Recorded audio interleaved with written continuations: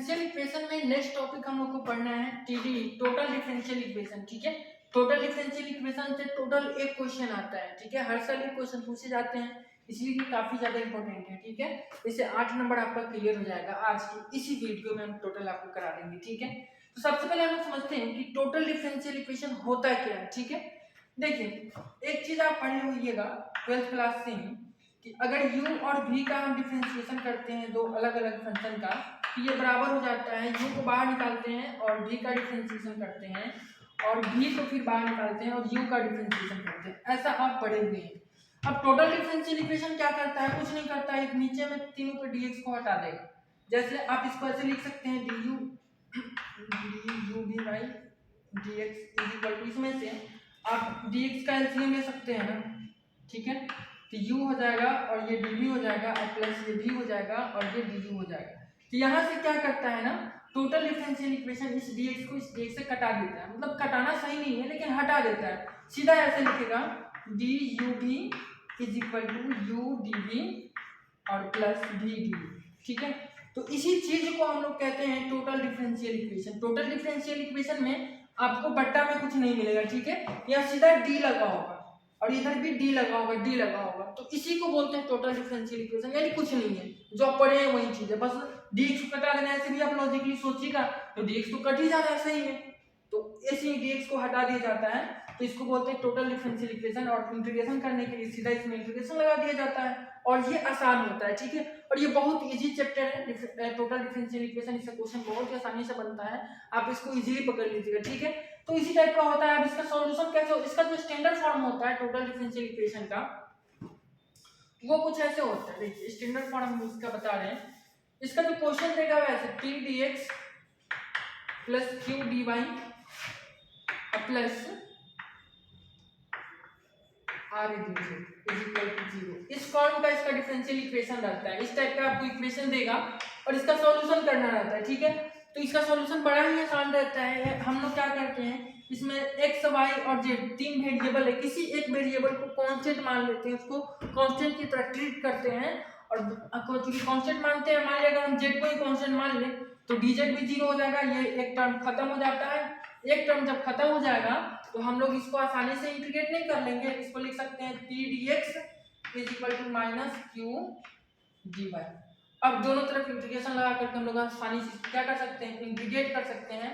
और इसी तरीके से आगे चल के इसका वैल्यू निकाल लेते हैं, इक्वेशन आता है, और उसके बाद उसको z का फंक्शन मान लेते हैं और फिर उसको फिर डिफरेंशिएट करते हैं। ऐसे करके सोल्व करते हैं। एक क्वेश्चन हम आपको करके बताते हैं, ज्यादा अच्छे से समझ में आएगा। ठीक है, तो एक क्वेश्चन लेते हैं, पूछा हुआ क्वेश्चन ही लेंगे और उसको सोल्यूशन करके आपको बताते हैं कि टोटल डिफरेंशियल इक्वेशन के क्वेश्चन कैसे सोल्व करते हैं। तो देखिए टोटल डिफरेंशियल इक्वेशन का एक क्वेश्चन ये है जो टोटल 2 बार पूछा हुआ है। ठीक है, ये 2017 और 2021 2 साल ये क्वेश्चन पूछा हुआ है एग्जाम में, बिहार यूनिवर्सिटी के एग्जाम में। इसका सॉल्यूशन हम लोग करते हैं और समझते हैं कि इस टाइप के टोटल डिफरेंशियल इक्वेशन को कैसे सोल्व करते हैं। ठीक है, तो सॉल्यूशन, ठीक है, सबसे पहला काम करते हैं कि लेट हम लोग मान लेते हैं इसमें से x, y और z में से किसी भी एक टर्म को कांस्टेंट मानना है। ठीक है, हमेशा हर क्वेश्चन में जब भी टोटल डिफरेंशियल इक्वेशन का क्वेश्चन आएगा उसमें x, y और z तीनों वेरिएबल आएगा। ठीक है, तीनों में से किसी भी एक को आप कांस्टेंट मान सकते हैं, आप इसके लिए स्वतंत्र हैं। ठीक है, तो हम लोग कोशिश करते हैं उसको कांस्टेंट मानने के लिए जिससे हमारा क्वेश्चन हो जाए आसान। अब इसमें हम x को भी कांस्टेंट मान सकते हैं, y को भी मान सकते हैं और z को भी मान सकते हैं। अब कांस्टेंट मानने से होता क्या है एक्चुअली, जैसे हम अगर x को कांस्टेंट मानते हैं तो dx बराबर 0 हो जाएगा। जैसे x बराबर हम कहते हैं कि कांस्टेंट है, सॉरी x बराबर कांस्टेंट है। ठीक है, तो x का dc क्या हो जाएगा, क्योंकि x का वैल्यू कांस्टेंट है तो x का dc हो जाएगा 0। अब देखिए टोटल डिफरेंशियल इक्वेशन में हम लोग x का dc का मतलब सीधा dx समझेंगे। ठीक है, dx by dx नहीं। ठीक है, बट्टा वाला चीज नहीं लेना है टोटल डिफरेंशियल इक्वेशन में। अगर टोटल डिफरेंशियल इक्वेशन में हम कहें कि y का dc बताइए तो सीधा dy, ऐसा नहीं आप बोलिए कि dy by dx। ठीक है, ये टोटल डिफरेंशियल इक्वेशन में बट्टा वाला नहीं लेते हैं। ठीक है, हम आपको पहले ही बता देंगे कट जाता है। ठीक है, तो यहाँ पे अगर हम x को कांस्टेंट लेते हैं तो x का जो dc है वो 0 हो जाएगा, और जैसे ही x का dc 0 हो जाएगा ये पूरा टर्म खत्म हो जाएगा, ये पूरा टर्म क्या हो जाएगा 0 हो जाएगा। तो हमारा इक्वेशन इतना ही बचेगा। अगर हम y को कांस्टेंट लेते हैं तो ये वाला टर्म खत्म हो जाएगा, हमारा इक्वेशन इतना और इतना बचेगा। और अगर हम z को कांस्टेंट लेते हैं तो ये पूरा टर्म 0 हो जाएगा, यानी इतना ही हमारा इक्वेशन बचेगा। ठीक है, तो किसको लेने में फायदा है? फायदा तो इस क्वेश्चन में z को लेने में है, क्योंकि z इतना सारे मान को 0 कर दे रहा है। इतना भारी भरकम जो ब्रैकेट है ये सारा जब खत्म हो जाएगा तो इक्वेशन हमारा आसान हो जाएगा। ठीक है, हो सकता है किसी दूसरे क्वेश्चन में y को कांस्टेंट लेना आसान हो, तो कोई किसी क्वेश्चन में x को कांस्टेंट लेना आसान हो। जिस क्वेश्चन में मतलब जरूरत के अनुसार देखना है, जिस क्वेश्चन में हमको जिसको कांस्टेंट मानने से फायदा हो हम लोग उसको मानेंगे। ठीक है, यहाँ पे z को कांस्टेंट मानने से हमको फायदा है, तो हम यहाँ पे z को कांस्टेंट मानेंगे। ठीक है, तो let z is equal to constant. ठीक है, जैसे ही हम z को कांस्टेंट मानते हैं तो dz का वैल्यू क्या हो जाएगा, dz बराबर हो जाएगा 0, और जैसे ही dz बराबर 0 हो जाएगा तो देन गिवन इक्वेशन या फिर given differential equation D is, या फिर आप लिख सकते हैं become, given differential equation become बन जाएगा। कैसा बन जाएगा, तो 3x स्क्वायर dx और plus 3y square dy is equal to 0 बन जाएगा, क्योंकि ये सारा का सारा वैल्यू क्या होने वाला है 0 हो जाने वाला है। ठीक है, तो अब जो नया हमारा इक्वेशन बना है वो ये है, तो इसको हम ऐसे भी लिख सकते हैं 3x square dx is equal to, या फिर अगर इक्वल टू हम नहीं भी लिखें हम सीधा क्या करते हैं इंटीग्रेटिंग कर देते हैं, दोनों तरफ इंटीग्रेशन करते हैं।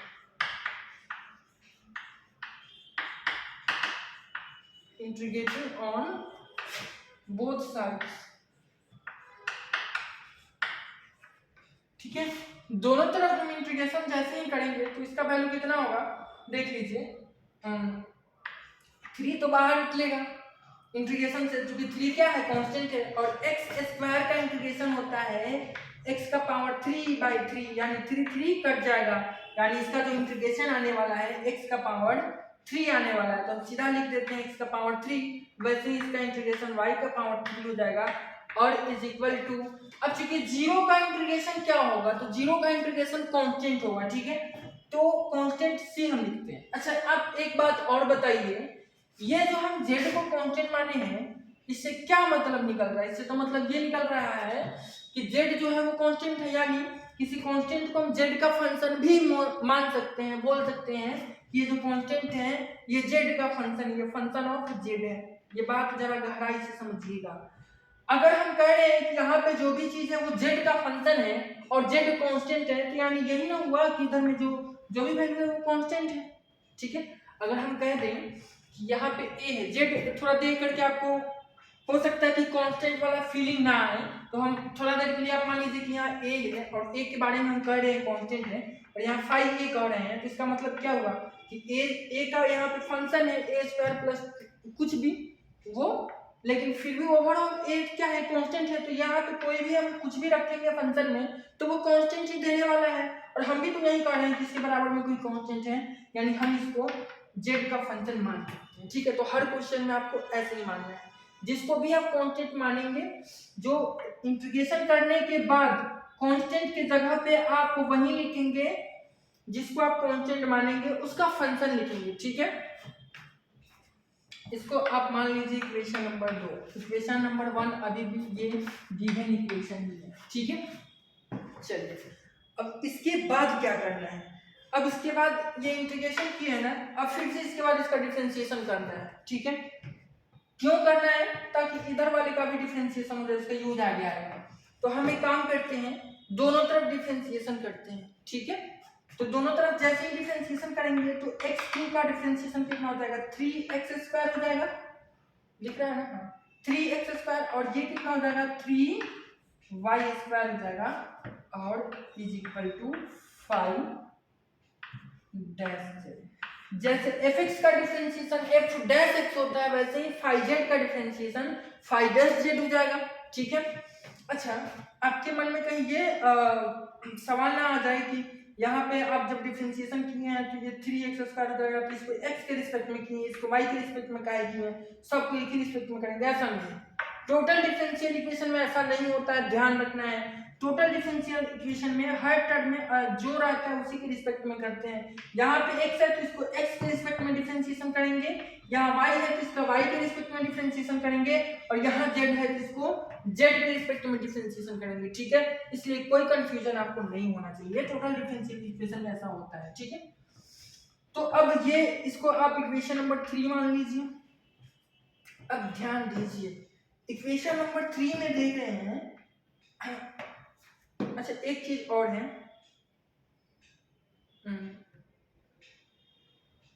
यहाँ पे टोटल डिफरेंशियल इक्वेशन जब होता है तो यहाँ पे dx भी आता है, ठीक है, और प्लस, और यहाँ पे dy भी आता है।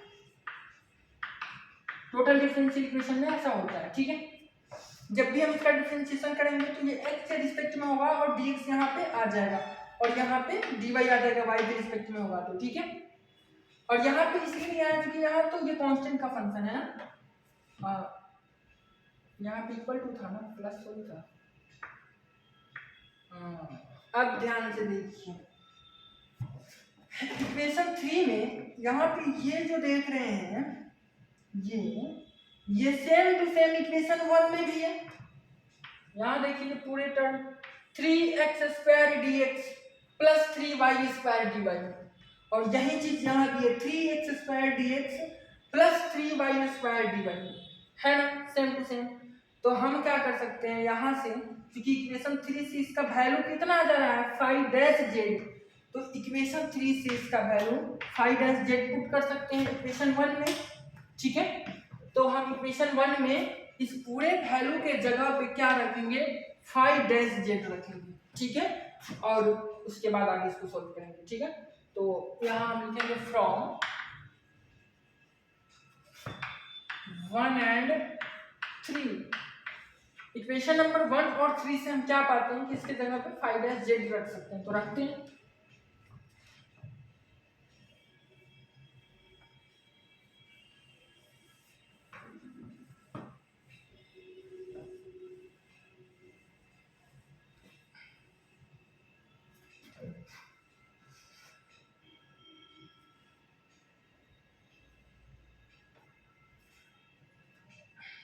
ठीक है, तो इसके जगह पे हम 5-z रख दिया, और यहाँ पे था माइनस। अब ये नया इक्वेशन बन गया, तो हम अब क्या कर सकते हैं, यहाँ से इसका वैल्यू निकाल सकते हैं 5-z का। ठीक है, 5-z इज इक्वल टू, ये माइनस में है तो इधर आएगा तो प्लस में जाएगा पूरा, तो x का पावर 3 प्लस y का पावर 3 और प्लस e का पावर 2z, और इनटू में क्या है dz। ठीक है, इतना कर सकते हैं। अच्छा, ये क्या है 5-z, इसका मतलब क्या है, डिफरेंशिएशन ऑफ z। 5 है तो उसकी जगह पे हम क्या लिख सकते हैं, d लिख सकते हैं, ये डिफरेंशिएशन को बता रहा है। ठीक है, तो इसके जगह पे हम लिख दिए d5। अब 5 के बगल में हम z लिखे चाहे नहीं लिखे, इसका कोई बहुत बड़ा मतलब नहीं है, इससे कोई फर्क नहीं पड़ता है। क्यों, क्योंकि 5 को हम पहले ही बोल दिए कि ये जो है z का फंक्शन है। ठीक है, तो इसलिए फर्क नहीं पड़ेगा। ठीक है, 5 हम पहले ही मेंशन कर दिए z का फंक्शन, तो अब बार बार यहाँ लिखना सही नहीं होगा, क्योंकि आगे चल के डिफरेंशिएशन इंटीग्रेशन आ रहा है, डिफरेंशिएशन तो आएगा, इंटीग्रेशन आएगा तो वो लिखना सही नहीं माना जाएगा। ठीक है, अच्छा, अब यहाँ पे देखिएगा x का पावर 3 प्लस y का पावर 3, ध्यान दीजिएगा, इसी के बराबर हम 5 माने थे, हम तो मिटा दिए, लेकिन आप वीडियो को बैक करके देख सकते हैं, इसी के बराबर हम माने थे x का पावर 3 प्लस y का पावर 3, इंटीग्रेशन करने के बाद आया था, इसके बराबर आ रहा था कांस्टेंट, तो माने तो 5z का फंक्शन है। तो z का फंक्शन है मतलब ये तो मेंशन है, यानी इसके जगह पे हम क्या लिख सकते हैं, 5 लिख सकते हैं, इसी का वैल्यू है 5। ठीक है, तो इस दोनों के जगह पे 5 लिख सकते हैं। ठीक है, अच्छा, और उसके बाद क्या है, e का पावर 2z है, ठीक है, तो उसको वैसे ही लिख सकते हैं e का पावर 2z प्लस, ठीक है। तो इसके जगह पे हम 5 लिख सकते हैं और इसके जगह पे ये तो सेम टू सेम e का पावर 2z ऐसे ही रहेगा, ठीक है। और अच्छा यहाँ पे dz बच गया। अच्छा एक मिनट, जो इससे पहले इक्वेशन थर्ड बना था उसमें बोले थे कि इधर की 5 डैश z है, वहां पे बोले थे कि dx नहीं होगा, लेकिन एक्चुअल में होगा, ठीक है, वो मिस्टेक हो गया था, तो वहां पे dz होगा, ठीक है। क्योंकि जब भी टोटल डिफरेंशियल होता है, डिफरेंशिएशन होता है, तो जैसे इधर में हम बोले थे कि 3y² आ रहा है तो उसके बगल में dy आएगा, वैसे यहाँ पे dz भी आएगा क्योंकि z के रिस्पेक्ट में डिफरेंशिएशन हो रहा था, ठीक है। तो जब dz आएगा तो यहाँ भी ये dz होगा ऐसे माइनस, और यहाँ भी dz होगा, ठीक है, माइनस। अब जो है dz दोनों तरफ खत्म हो गए, ठीक है, ऐसे समझना है, काटना नहीं है, मतलब ऐसे हम इसको काट नहीं सकते हैं, लेकिन हाँ मन ही मन काट सकते हैं कि हाँ dz से dz खत्म हो गया, ठीक है। तो टोटल जो इक्वेशन बना है वो कुछ इस तरीके से बना है, ठीक है। अब इसको सोल्व करना बड़ा ही आसान होता है, कैसे बताते हैं।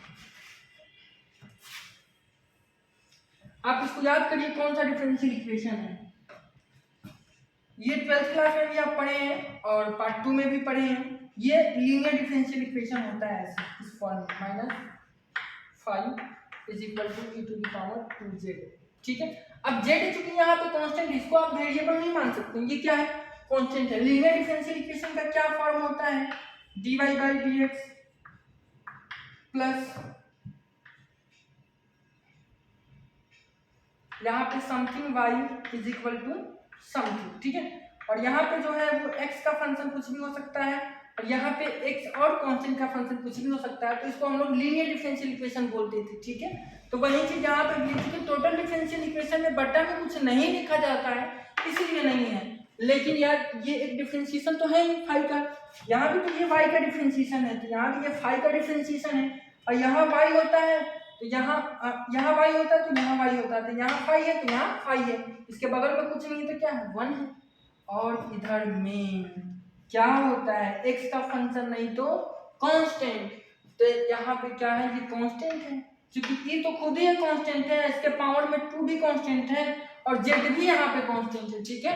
यानी हम कह सकते हैं कि ये जो इक्वेशन है ये एक लीनियर डिफरेंशियल इक्वेशन है, LDE है, ठीक है, ये लीनियर डिफरेंशियल इक्वेशन है। और इसका सॉल्यूशन हम कैसे करते हैं, तो बड़ा ही आसान होता है इसका सॉल्यूशन। पहले इंटीग्रेटिंग फैक्टर निकालते हैं इसको सॉल्व करने के लिए। इंटीग्रेटिंग फैक्टर क्या होता है, e⁻p dx। p क्या होता है, इस फाई के बगल वाला, तो इस फाई के बगल में क्या है, -1 है, तो माइनस dx। x के जगह पे क्या होता है, ध्यान देने वाली बात है, x के जगह पे इसके बाएं में जो होता है वही होता है। अब ये फाई किसका फंक्शन है, फाई z का फंक्शन है, तो फाई का जो डिफरेंशिएशन होगा वो किसके रिस्पेक्ट में होगा, तो वो भी z के रिस्पेक्ट में होगा, यानी यहाँ पे क्या होगा, z होगा, ठीक है। तो ये फाइनली e⁻−z जो है इसका इंटीग्रेटिंग फैक्टर हो जाएगा, तो इसका जनरल सॉल्यूशन कितना होगा, तो जनरल सॉल्यूशन का इसका सीधा फंडा है कि फाई इंटू इंटीग्रेटिंग फैक्टर, यानी फाई इंटू e⁻−z = इंटीग्रेशन, ठीक है, इंटीग्रेटिंग फैक्टर इंटू आरएचएस वाला, ठीक है। तो आरएचएस में क्या है, e⁻2z है और इंटीग्रेटिंग फैक्टर e⁻−z, ठीक है, और dz, ठीक है। तो इस तरीके से इसका ये सॉल्यूशन होगा। तो इसको इधर हम सॉल्व करते हैं, ये हो जाएगा फाई e⁻−z = इंटीग्रेशन के अंदर। अब देखिएगा ये क्या है, 2z है और ये -z है, तो घट जाएगा, यानी e का पावर ये क्या हो जाएगा, z हो जाएगा, और ये dx। तो फाई और e का पावर में -z = e का पावर z और प्लस c, क्योंकि इंटीग्रेशन हट रहा है तो कांस्टेंट तो जरूर आएगा, ठीक है। तो अब e⁻−z को इधर भेजेंगे तो ये फाई = कितना होने वाला है, ये इधर जाएगा तो e का पावर 2z हो जाएगा और प्लस c और e का पावर z हो जाएगा। लेकिन क्या वैल्यू फाई का निकालना था, नहीं निकालना था। तो अब आगे क्या करेंगे, आगे कुछ नहीं, बहुत ही सिंपल काम है। अब इस फाई के जगह पे हम वैल्यू रख देंगे। तो फाई का वैल्यू क्या था? तो फाई का वैल्यू वही है ना, याद करिए यही था ना, यही वॉलंटियर था। तो फाई का वैल्यू यहाँ से x का पावर 3 प्लस y का power 3 is equal to e का power 2z plus c e का पावर z। यही इस क्वेश्चन का आंसर हो जाएगा। उम्मीद करते हैं आपको टोटल डिफरेंशियल इक्वेशन टोटल समझ में आया होगा, ठीक है। इसमें कोई शक संदेह और डाउट वाली बात नहीं है। अगर कुछ समझ में नहीं आया तो आप कमेंट में पूछ सकते हैं, टेलीग्राम पे मैसेज कर सकते हैं, टेलीग्राम ग्रुप ज्वाइन कर सकते हैं। बाकी इससे रिलेटेड जितने भी क्वेश्चन प्रीवियस ईयर में पूछे गए हैं, पिछले 12 साल में जितने भी क्वेश्चन पूछे गए हैं, सबका सॉल्यूशन है मेरे पास। नहीं होगा तो वीडियो बना देंगे या फिर उसका पीडीएफ आप टेलीग्राम ग्रुप में ज्वाइन करके या फिर टेलीग्राम पे हमको मैसेज करके ले सकते हैं। अगर टेलीग्राम ग्रुप का लिंक आपको नहीं मिल पा रहा है तो आप चैनल के अबाउट में जाइए, वहां पे सारी जगह का लिंक मिलेगा, ठीक है। तो मिलते हैं नेक्स्ट वीडियो में नेक्स्ट टॉपिक के साथ।